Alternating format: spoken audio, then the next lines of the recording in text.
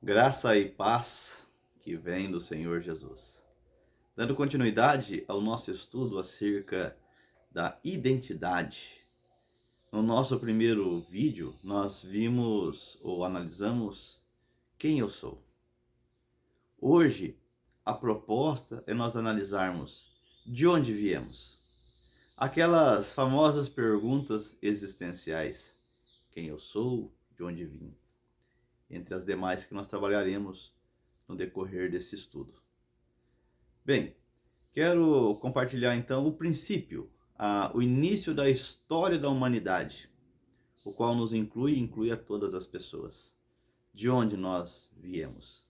Convido você a abrir a sua Bíblia em Gênesis capítulo 1, versículo 26, onde nós lemos assim: Também disse Deus: façamos o homem à nossa imagem, conforme a nossa semelhança. Tenha ele domínio sobre os peixes do mar, sobre as aves dos céus, sobre os animais domésticos, sobre toda a terra e sobre todos os répteis que rastejam pela terra. Bem, aqui está então o início da humanidade. Aqui está a origem da descendência de todos os seres humanos. Deus criou Adão, uma criação imediata. O que isso quer dizer? Adão foi criado adulto, não foi bebê como seus filhos e como todos os demais seres humanos da face da terra. Ele foi criado pronto. Deus o forma e o traz à vida adulto. Depois, Deus faz de sua costela a sua esposa e então o primeiro casal passa a habitar no planeta Terra. Eles terão seus filhos e assim inicia a história da humanidade. Mas o texto que nós lemos nos traz algo para a nossa reflexão. Façamos o homem à nossa imagem, conforme a nossa semelhança. O primeiro ser humano criado e depois a primeira mulher, ele era a imagem e semelhança de Deus. Isso quer dizer que Adão trazia consigo uma identidade bem próxima de Deus, bem completa de Deus, pois o pecado ainda não estava nele, antes que ele pecasse. Então, todos os dias Deus vinha, conversava com Adão, e Adão então vivia fazendo na terra o propósito de Deus, e fazer tudo conforme a vontade de Deus, ou conforme o propósito de Deus, era aquilo que agradava a Adão. Isso não era difícil, e isso nem era estranho, era natural. Assim como para uma ave é natural voar, como para um peixe é natural nadar, para Adão era natural fazer a vontade de Deus. E assim também para sua esposa. Mas aí então nós não vivemos em um mundo assim, onde é natural para mim, para você e para todas as pessoas fazer essa vontade de Deus. Nós não temos essa naturalidade. Fazer a vontade de Deus não é natural para mim, para você, como uma ave voar, como um peixe nadar. Como que então aquilo que era natural para Adão ficou tão antinatural para nós? Então, daí nós precisamos começar a compreender a partir de onde veio o segundo homem e de onde veio a segunda mulher, para que então a gente consiga compreender. Mais ainda, quando nós compreendemos o que foi que quebrou esta ordem natural. Então vamos lá, para o capítulo 2 de Gênesis, versículo 16 e 17, e vamos entender esta maravilha da criação de Deus agora sendo quebrada e entrando em desarmonia.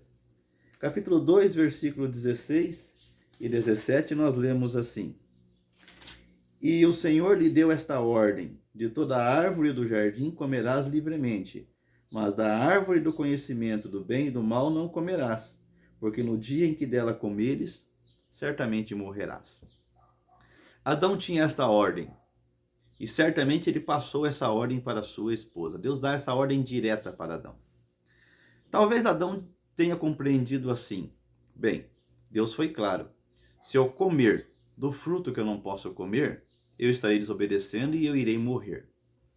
Depois nós vemos lá no capítulo 3, você pode ler depois do capítulo 3, a partir do versículo 1, que é a história do primeiro pecado. Quem primeiro desobedece é a mulher, que vai e que dá ouvidos a Satanás e vai e come a fruta, quando Satanás ali desvirtua a palavra de Deus.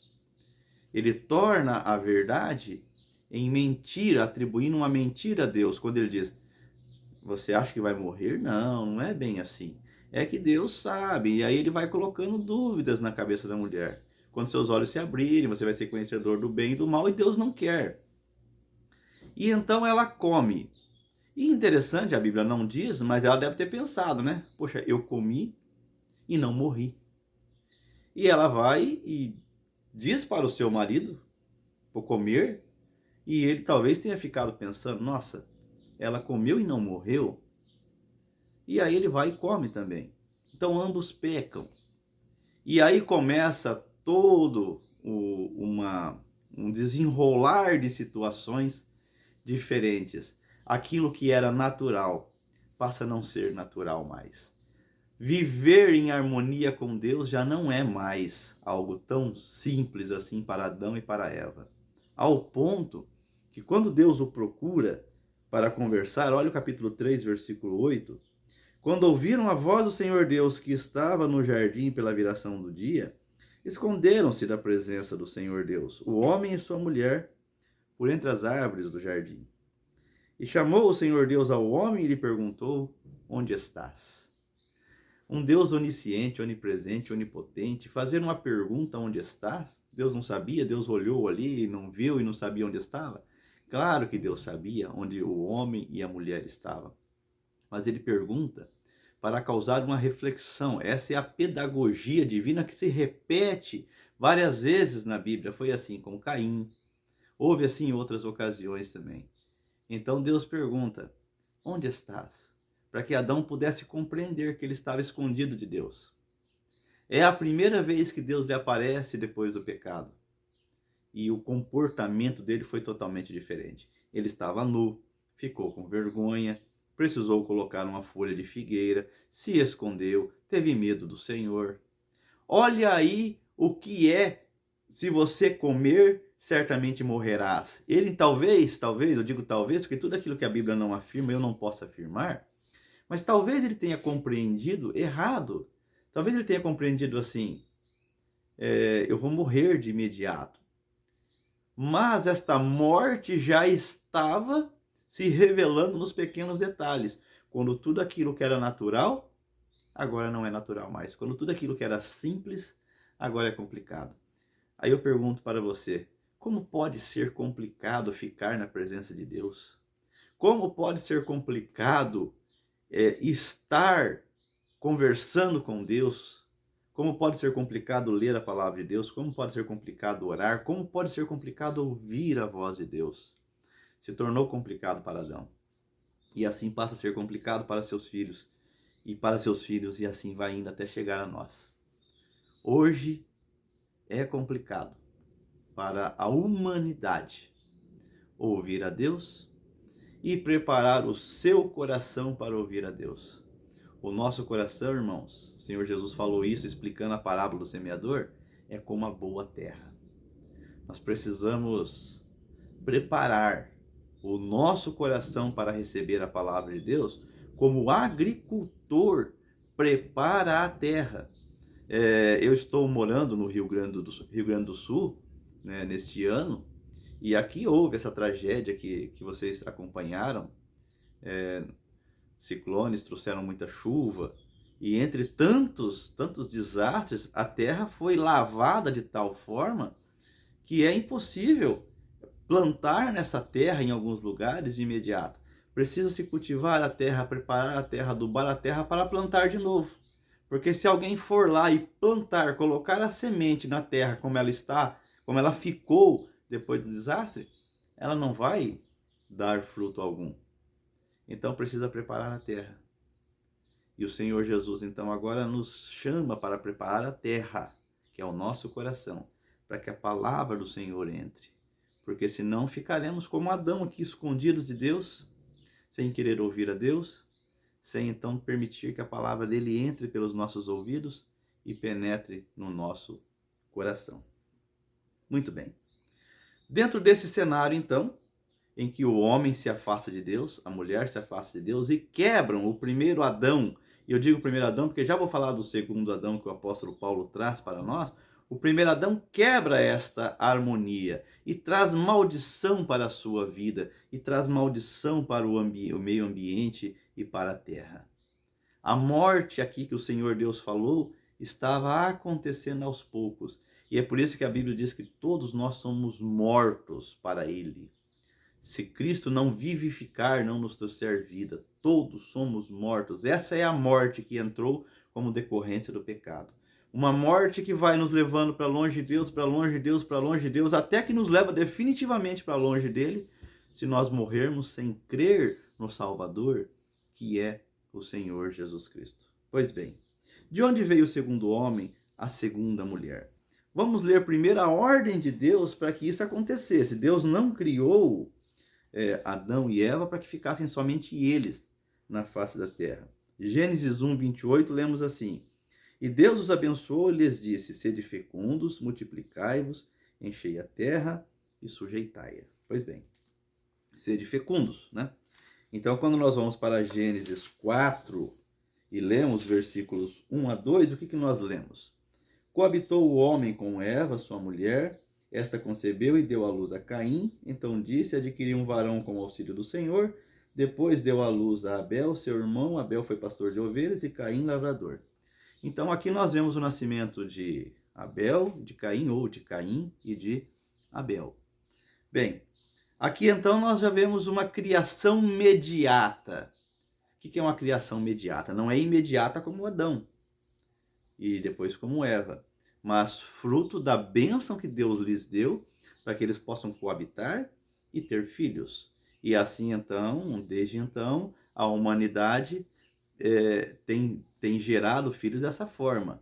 As crianças nascem do fruto da relação de um homem com uma mulher, mas nem o homem nem a mulher podem dar vida por si mesmos, sem a bênção e a permissão de Deus. Uma mulher, por exemplo, que não pode engravidar, ela não terá filhos, a menos que Deus lhe abra o ventre, como fez com Sara, como fez com Rebeca na Bíblia, por exemplo. E tantas outras mulheres. E ainda hoje, né? Quantas mulheres não podem conceber, não podem gerar filhos? Nós não damos vida, nós não geramos vida sem a permissão de Deus. Porém, aprove a Deus que o homem e a mulher, com a bênção dele, pudessem gerar vida. E assim, então, nascem os primeiros filhos de Adão e Eva e depois vão nascendo os demais habitantes da face da terra. Nasceram filhas depois de Adão e de Eva, e é claro que os primeiros habitantes, essa é uma dúvida comum, né? Na Bíblia, muita gente acha, por exemplo, que os filhos coabitaram com a mãe, já que só tinha Adão, Eva e 2 homens, que os filhos coabitaram com a mãe, mas não. Nós vemos depois que eles tiveram mais filhos e filhas, e é claro que os primeiros habitantes, sim, né? Houve ali a união do irmão com a irmã para que pudesse ter vidas, coisa que lá na frente Deus proibiu, o incesto. Deus proibiu que irmãos se relacionassem porque não havia mais necessidade disso, e aí então já foi a relação ficando mais distante para os primos e foi se abrindo, e então foram nascendo os demais habitantes. Muito bem. Uma coisa que agora é de extrema importância nós analisarmos, para nós entendermos isso de onde nós viemos. Como era a imagem dos filhos de Adão? Adão era a imagem e semelhança de Deus, como sua mulher. Mas quando nós lemos Gênesis 5:3, olha que coisa interessante. Viveu Adão 130 anos e gerou um filho à sua semelhança, conforme a sua imagem. Ele chamou Sete. Aqui, se vocês continuarem lendo, vocês vão ver que Adão gerou muitos filhos e filhas. Mas este versículo que eu li, ele é muito importante, porque diz que ele gerou um filho à sua semelhança, conforme a sua imagem. Muito bem. Se Adão era a imagem e semelhança de Deus, agora ele gera um filho à sua imagem e semelhança. O que isso quer dizer?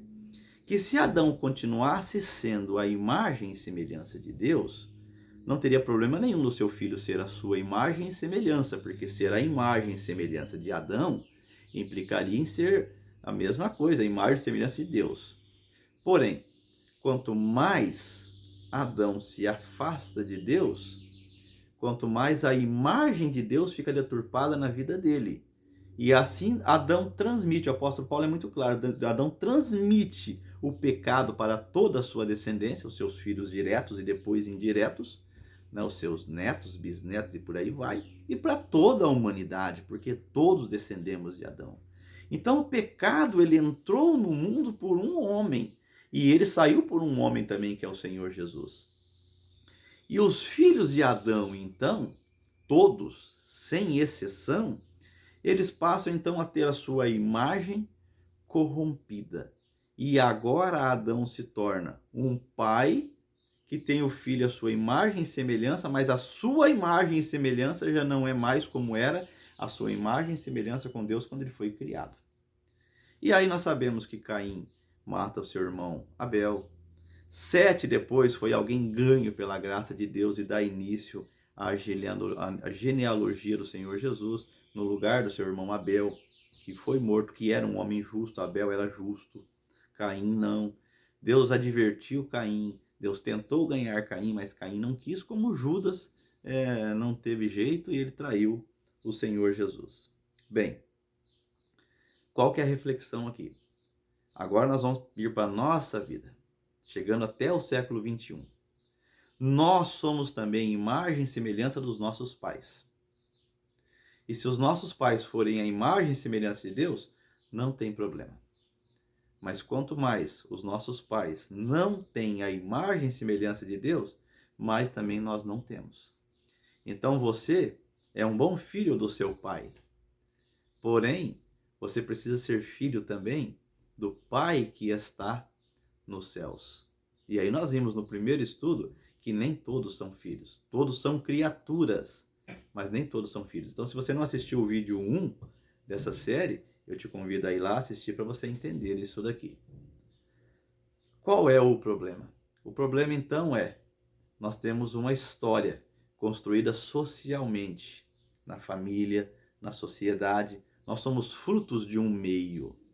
E nem sempre este meio que nós nascemos, nos desenvolvemos e crescemos, nem sempre este meio é um meio que nos propiciou louvar a Deus, que nos propiciou crer em Deus e render glórias a Deus.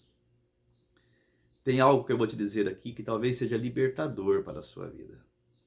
Muitas pessoas têm muitos problemas com seu pai, com a sua mãe, e só o fato de referir-se a ele ou a ela lhe traz muita tristeza ao coração. E às vezes você acaba com o dia da pessoa só de você se referir, porque daí vem todas as memórias de abusos, abusos físicos, abusos psicológicos, tantos traumas que tantas pessoas têm e que têm origem lá na sua família, lá no seu relacionamento familiar. Então, se nós falarmos de um Deus para esta pessoa, tentando fazer com que ela entenda quem é Deus, olhando para o seu pai, afinal de contas, Deus é o pai daquele que criou no Senhor Jesus, se ela olha para o seu pai, ela fala, não, Deus não pode ser tão cruel assim. Muitas pessoas não conseguem firmar essa identidade paterna do seu pai da terra com o seu pai do céu. E isso lhe traz muito sofrimento, muita angústia, muita dor. Mas eu tenho uma boa notícia para você. Você pode ser filho do verdadeiro Pai amoroso. E se o seu pai da terra, se a sua mãe da terra não souberam te dar amor, há um Pai no céu que quer te dar todo o amor do mundo. E depositou todo esse amor na pessoa do Senhor Jesus, que veio a esse mundo para te salvar, para te restaurar e para tirar toda essa angústia, toda essa dor, todo esse sofrimento de dentro de você, arrancar.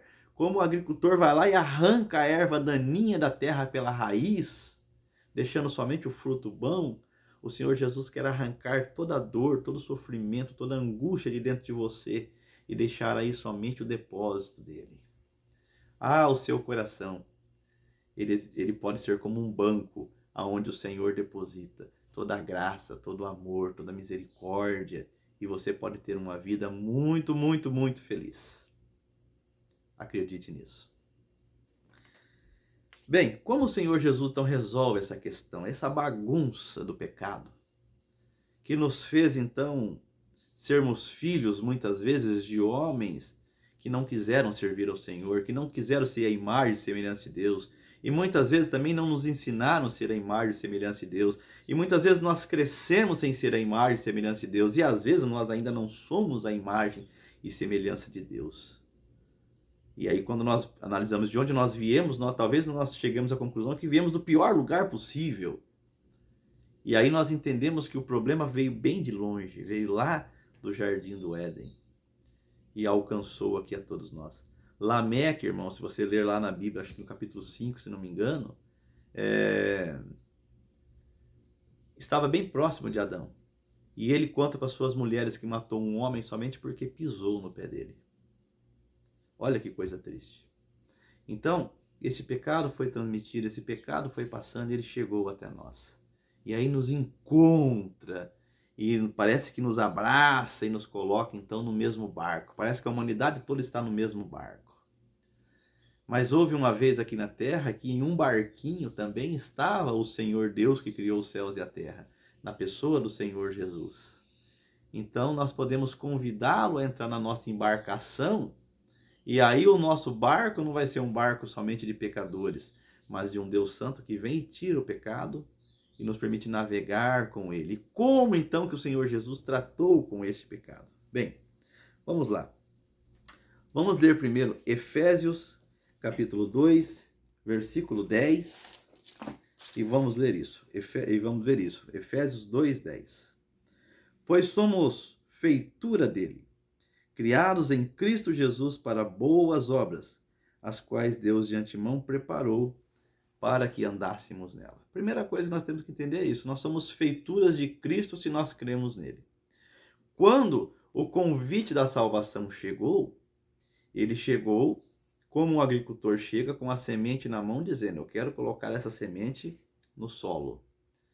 A terra, ela não proíbe que o agricultor coloque a semente nela. Mas o Senhor Jesus compara o nosso coração com a terra. E nós, como temos o direito de aceitar ou não, como nós somos seres racionais e pensamos e podemos então responder, muitas vezes nós dizemos: não, na minha terra eu não quero que você coloque. Mas muitos, graças a Deus, dizem: pode colocar a semente. Eu creio. E o Senhor Jesus, então, para quem nele crê, ele fez tudo novo e preparou-nos, de antemão para que nós andássemos em boas obras. Nós vamos ler outros textos e isso vai ficar mais claro ainda. 2 Coríntios 5:17. Lemos assim: e assim, se alguém está em Cristo, é nova criatura. As coisas antigas já passaram, eis que se fizeram novas. Nova criatura quem está em Cristo, nova criação. Aqui a tradução literal do grego é nova criação. A criação antiga, o primeiro Adão, destruiu, arruinou, acabou com o propósito de Deus através do pecado. Mas o apóstolo Paulo chama o Senhor Jesus de segundo Adão. E o segundo Adão veio ao mundo e foi obediente a Deus até o final. Ele nos resgatou porque ele viveu a vida que nós deveríamos viver, a vida que Adão deveria ter vivido e não viveu. Cristo viveu por nós. Viveu uma vida inteira de obediência e morreu porque levou os nossos pecados sobre ele. Quando então Cristo ressuscita, ele inaugura esta nova criação através da ressurreição, porque lembre-se, o castigo do pecado, ou o resultado do pecado, é a morte. E desde então, todos que entravam na morte permaneciam na morte. A morte não estava no plano original de Deus, ela é fruto do pecado. O primeiro Adão morreu, sua esposa, seus filhos, e todos permaneceram na morte. Cristo entrou na morte também, mas ele saiu da morte, isso é a ressurreição. E quando ele ressuscita, ele inaugura esta nova criação, que quer dizer o quê? Ele pagou os nossos pecados, ele nos tira da morte Então um dia nós entraremos na morte, mas sairemos dela como ele, o Senhor Jesus, dela saiu. Então ele fez novas todas as coisas. Nós somos nova criatura, somos uma nova criação. E todas as coisas antigas já passaram. Isso quer dizer que as nossas angústias, que as nossas tristezas, que as nossas decepções, frustrações, expectativas não correspondidas e tudo mais passou se nós cremos no Senhor Jesus. Este é o convite dele. De onde você veio? Você veio de uma humanidade pecadora, você tem uma raiz pecadora, você é uma pessoa que nasceu numa família pecadora, seu pai transmitiu o pecado para você, mas Cristo te resgatou para você ser filho de Deus e para você não continuar vivendo do mesmo modo. Agora nós podemos ter a certeza de que o nosso Pai não é apenas aquele que nos trouxe à vida. E embora você que me ouve, muitos de vocês podem de repente ter uma excelente memória do seu pai, talvez alguns sofram muito quando se lembram do seu pai. Mas se lembre que você pode orar agora como o Senhor Jesus nos ensinou em Mateus 6:9. Pai nosso que estás no céu, santificado seja o teu nome. Pai nosso, nós temos um Pai no céu. E se o nosso Pai da terra falhou, ele não vai falhar. Então, para nós finalizarmos, nós temos que responder essa pergunta: de onde viemos? Qual o propósito original de Deus para a nossa vida? Temos sido a imagem e semelhança dele ou não temos sido? Somos como nossos pais, que não são como Deus? Ou mesmo que os nossos pais não sejam como Deus, nós temos sido a imagem e semelhança de Deus? Nós precisamos responder essa pergunta. Qual foi o efeito do pecado nesse propósito de Deus? Nos parecemos mais com Deus ou com os nossos pais, quando esses não se parecem com Deus? Nessa identidade parecida mais com os nossos pais da terra do que com Deus, estamos vivendo o propósito de Deus? Se o seu pai se desviou, e se o seu pai te ensinou coisas erradas, eu já vi pais ensinarem seus filhos a roubar, a beber, crianças, tantas coisas, xingar, ouvir músicas que não deveria estar ouvindo, mergulharam o filho numa vida de pecado. Mas agora, deixa eu te dizer uma coisa. Quando você estiver diante de Deus, não adianta acusar o seu pai. Não adianta tentar chegar lá e, eu preciso te dizer uma coisa, hein? Todos nós estaremos na presença de Deus um dia. Todos. Goste você disso ou não, isso é fato. Como que você sabe? Eu creio nisso porque a palavra de Deus é verdade, Ele colocou isso na sua palavra. Tudo que Deus disse antigamente até a pessoa do Senhor Jesus se cumpriu. E tudo que ele diz da pessoa do Senhor Jesus até a volta do Senhor Jesus, tudo se cumprirá. Então, se você não acredita, você vai provar isso um dia, que é quando você estiver na presença de Deus. Se você é daqueles que gostam de prova, fica tranquilo, você vai ter a prova. Só que você vai ter a prova no pior momento da sua vida, que é a hora da condenação. Porque se você não crer em Cristo nessa vida, não adianta, porque lá adiante você vai estar diante dele, mas só para ouvir a sua condenação final. Mas se você crê nele, aqui você passa da morte para a vida, porque ele não veio ao mundo para nos condenar, ele veio para nos salvar. O convite é de amor e não de ódio. Então não adianta você agora querer falar, ou diante de Deus falar: mas o meu pai. Essa responsabilidade ela é individual, ainda mais agora que você está ouvindo a palavra. O seu pai tem que se consertar com Deus, mas você também tem. Se o seu pai não quer andar nos caminhos de Deus, ou se o seu pai morreu não andando nos caminhos de Deus, você não tem esse direito de achar que é culpa dele. Porque pode ser culpa dele na vida dele, mas é culpa sua na sua vida. Porque por mais que ele tenha errado com você, você errou também, e Cristo veio para nos resgatar do pecado, nos resgatar dos nossos erros. Então agora é hora de você ouvir a voz de Deus, se entregar ao Senhor Jesus, para que você seja essa nova criação. Como o Senhor Jesus resolveu esse estrago do pecado em sua vida? Ou se ainda não resolveu esse estrago do pecado na sua vida, me diz o que você tem que fazer agora.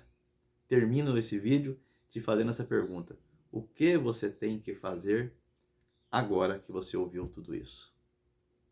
Este foi mais um momento aprendendo o Evangelho verdadeiro. Eu sou Mário Biolada. Aguardo você para nós continuarmos esse estudo acerca da identidade. Até mais.